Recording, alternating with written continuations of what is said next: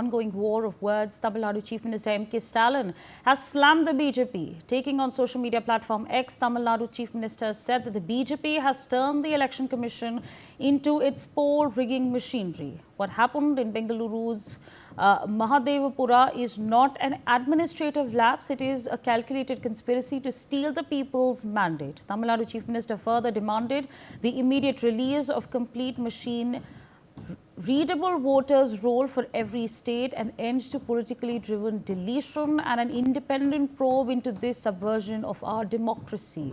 That's the statement that he has issued. My colleague Anand is still with us on the broadcast. Anand, of course, now the Tamil Nadu Chief Minister also chiming in, hitting out at the Bharatiya Janata Party. What more can you tell us?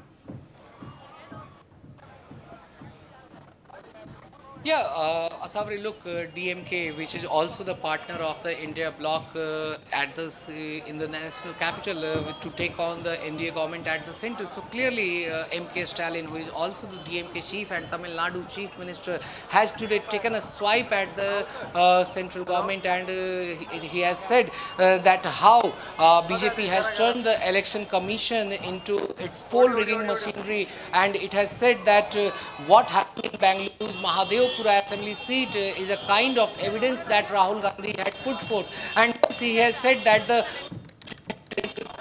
by Rahul Gandhi, whom he said that he is like his brother, and he exposed the scale of this kind of vote as he has alleged over 1 lakh of the fake voters were there who had voted during the Lok Sabha election. So clearly, DMK leader, DMK chief M.K. Stalin also came out in support of Rahul Gandhi, and he has hit back at the election commission, and he has demanded